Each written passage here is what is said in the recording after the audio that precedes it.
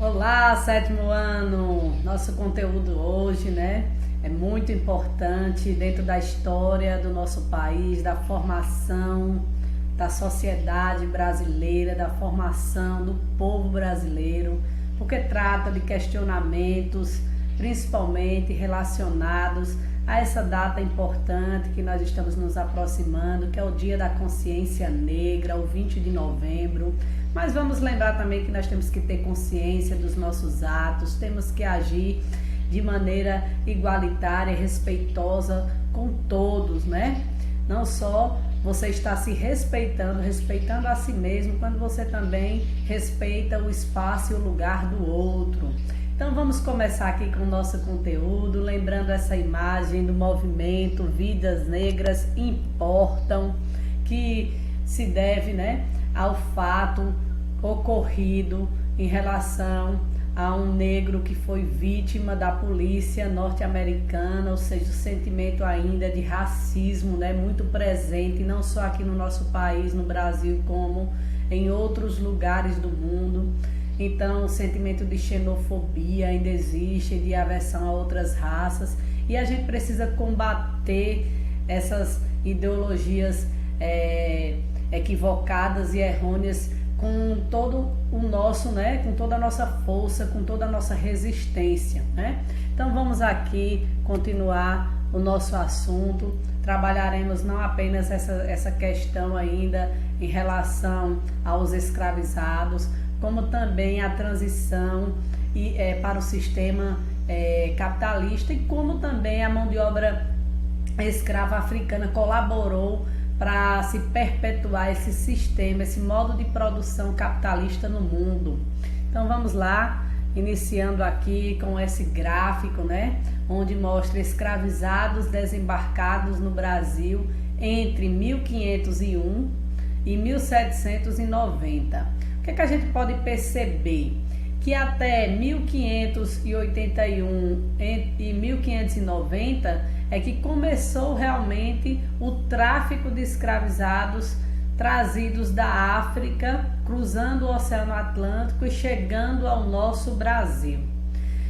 Com a introdução da monocultura da cana-de-açúcar, principalmente aqui em Pernambuco, no Nordeste brasileiro, e também em São Vicente, no Sudeste do Brasil na época, uma região próxima onde hoje é o Rio de Janeiro, São Paulo, Ali nós temos também a introdução da monocultura da cana-de-açúcar, e aí vai aumentando gradativamente essa linha, e esse tráfico de escravizados.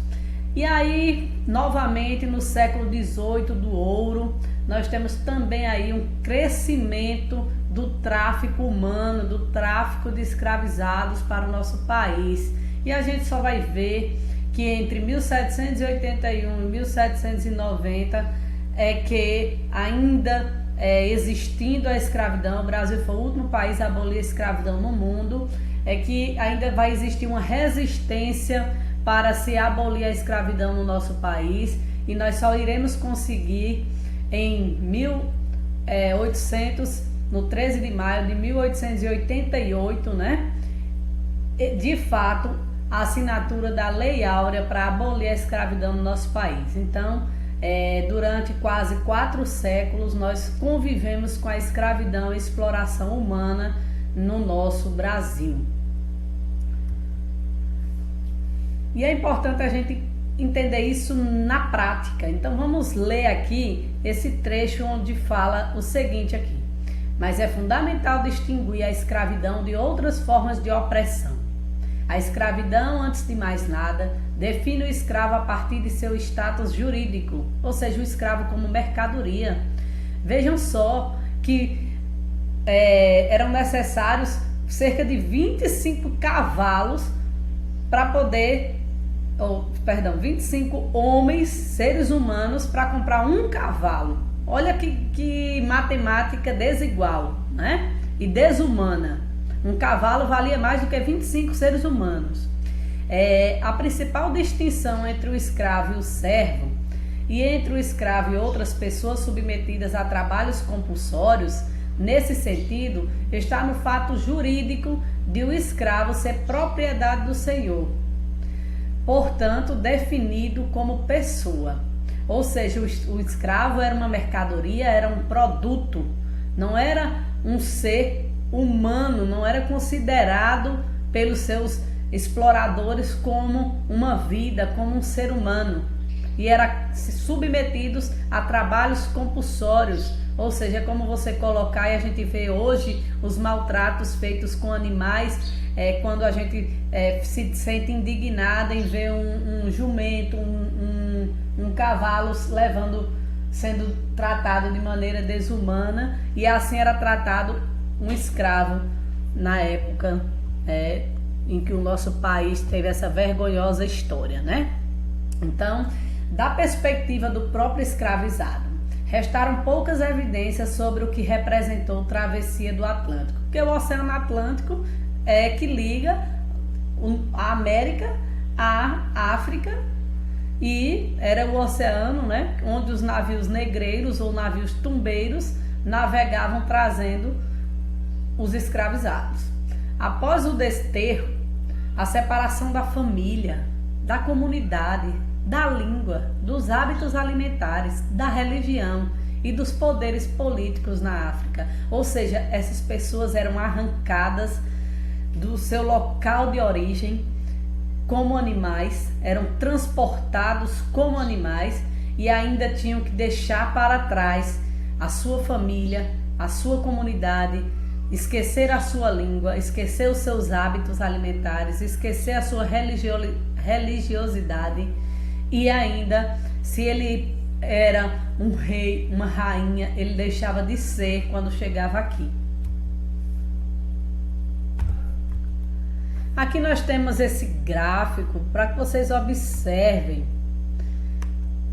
para onde foram levados a maior quantidade de escravizados africanos. Em Portugal ficaram 4,2%, aqui em Pernambuco, no nosso estado, 4,4%, na Bahia, que é o estado onde mais tem população negra e afrodescendente até hoje no nosso país, 13,7%, no sudeste do Brasil 11,5% e no restante do nosso país 0,3%. O Brasil está próximo aí só de quem? Da Inglaterra com 34,2%, certo? E do resto da Europa, né, com 0,3%. A própria África com 0,3%, o Caribe com 5,5%, a América do Norte com 2,9%, a Espanha com 1,9%, a Holanda com 5,8% e a França com 14,8%. Ou seja, o Brasil e a Inglaterra, né, se destacam aqui nesse gráfico de tráfico de escravizados. Lembra que eu falei para vocês na estante sobre a quantidade, né, de cativos para a compra de um cavalo árabe? 25 cativos, 25 escravos eram necessários para poder serem vendidos para comprar, para chegar ao valor de um cavalo árabe. Outra questão interessante é que existia uma troca, né?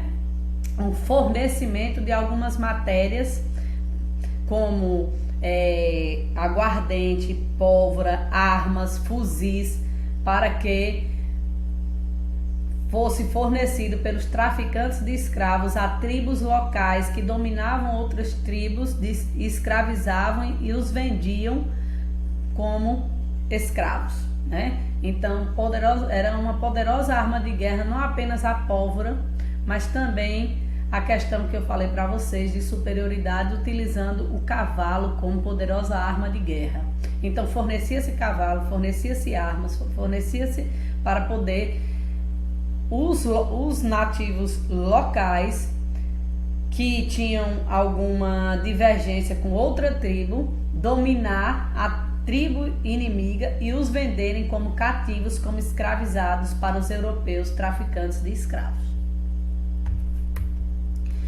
Agora vamos entender as consequências da escravidão, analisando os dias de hoje nessa tabela, né? A população residente por cor ou raça, segundo a situação do domicílio, o sexo e a idade Esses são dados do censo, né?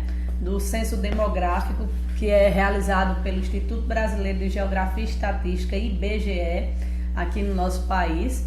E nós temos 4 estados aí para analisar. Pernambuco, que é o nosso, né? A população branca é um pouco mais de 3 milhões de pessoas. A população preta, 570 mil. E indígena, 53 mil. A média, né? Minas Gerais, 8 milhões, quase 9 milhões, né? De população branca. Preta, 1 milhão, quase 2 milhões. E indígena, 31 mil. Rio de Janeiro, a média de 7 milhões e meio, se declara branco. Quem se declara negro, 1.978.000, ou seja, quase 2 milhões de pessoas. E indígena, 15 mil. São Paulo, 26 milhões e um pouquinho mais, se declaram brancos. Pretos se declaram 2 milhões e 200 mil, quase aí, a média. E indígena, 41 mil. Então eu coloquei, né, aproximando aí o valor. O que a gente pode perceber? Que a própria população brasileira, afrodescendente, que muitas vezes predomina a cor preta, não se declara como negro, como preto, certo? Por isso que essa tabela, ela aparece aí como se o nosso Brasil tivesse uma população majoritariamente branca, e a gente sabe que a maior parte não é branca, ela é afrodescendente, com características dos nossos ancestrais e antepassados negros, né? Então, a própria população não compreende e não se julga população afrodescendente. Então, é importante a gente entender essa questão, porque quando se pergunta quem se considera afrodescendente, quem se considera negro ou preto, que é a palavra correta, né? Muitas vezes não se julga ou tem até vergonha de reconhecer a sua cor da pele, em vez de ter orgulho da sua cor da pele, né? Eu, aparentemente, sou uma pessoa o quê? De cor branca, porém, eu tenho afrodescendência. Meu pai é negro, minha mãe é branca e eu me considero afrodescendente, né? Mas a minha cor da pele, ela realmente é branca, né? Já vou fazer até uma comparação aqui, né? Na minha família e minhas próprias irmãs, que são gêmeas, elas têm o que? A cor da pele. Uma é branca, parecida comigo, a outra é morena, e são gêmeas, ou seja, o maior exemplo de população afrodescendente está dentro da minha própria casa, né?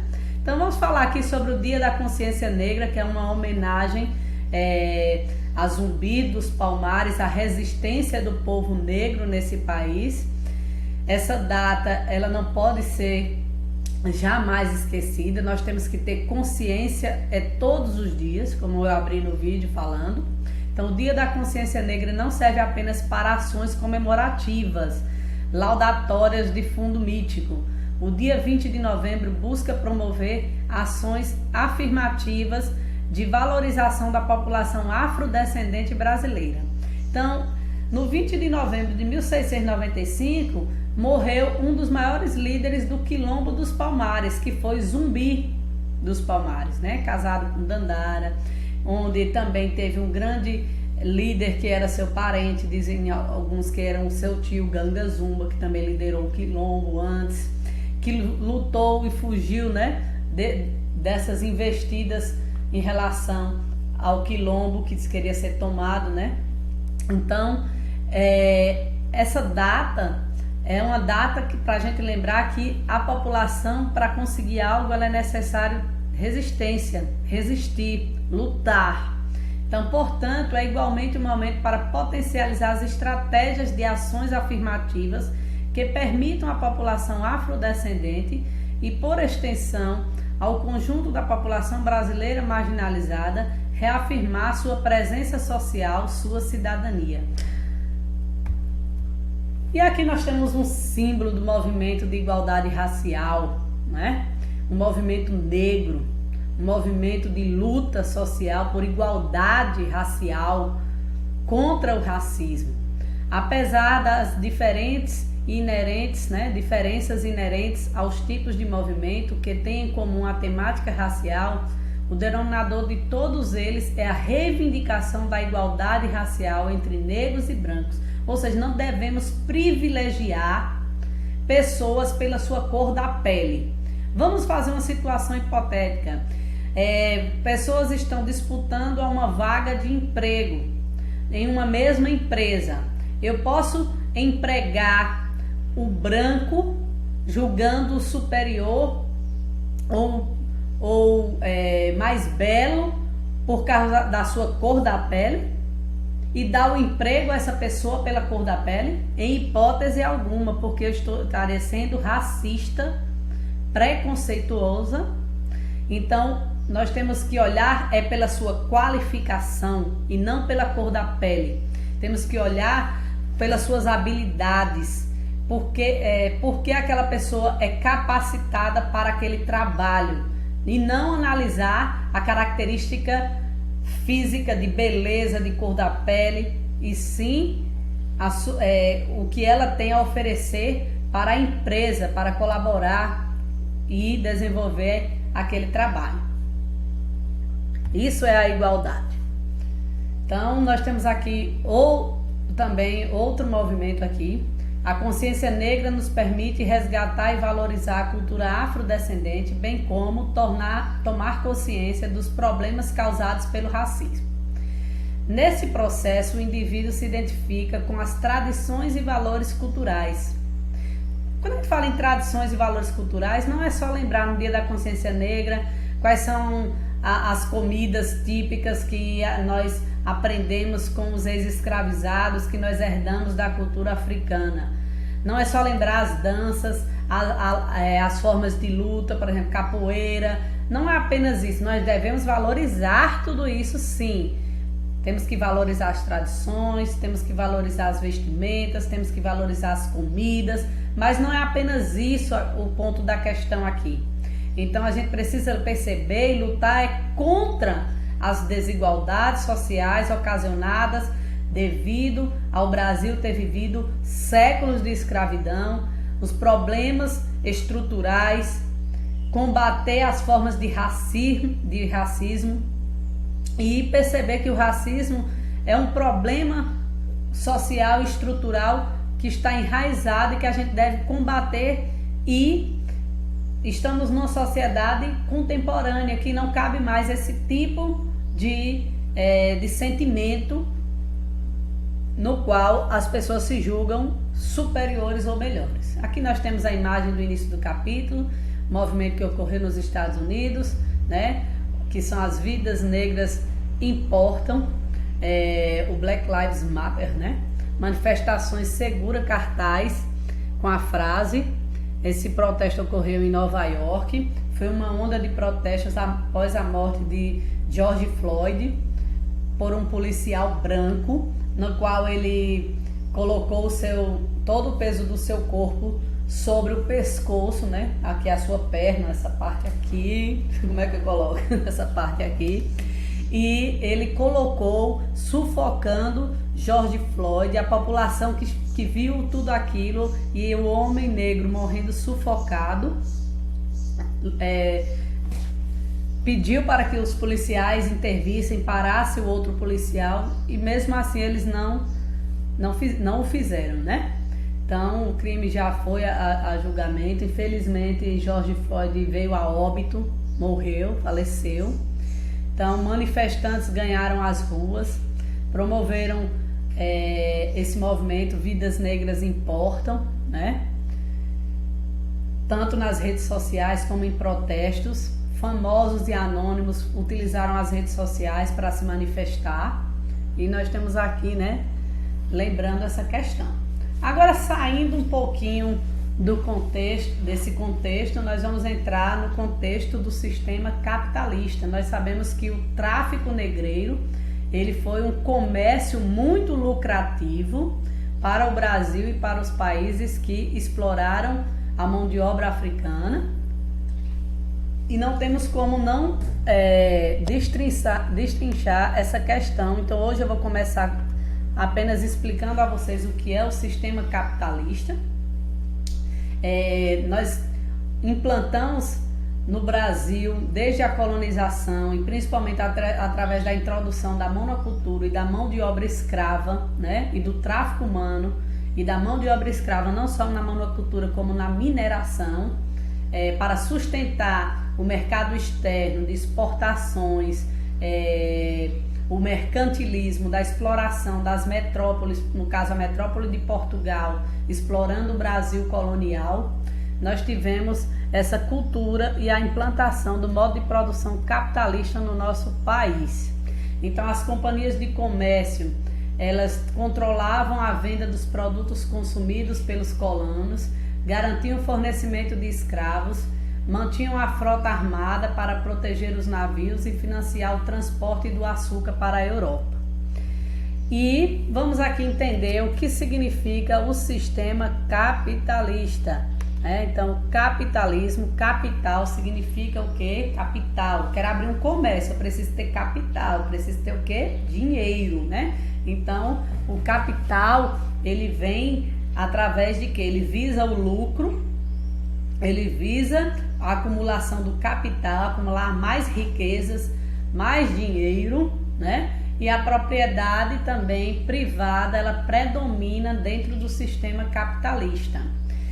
Desde o ressurgimento das cidades, dos burgos, surgiu uma classe dominante chamada burguesia, né? Burgo é a cidade, burguês é o comerciante da cidade. Então a burguesia, ela controla os meios de produção, eles são os proprietários dos comércios e eles exploram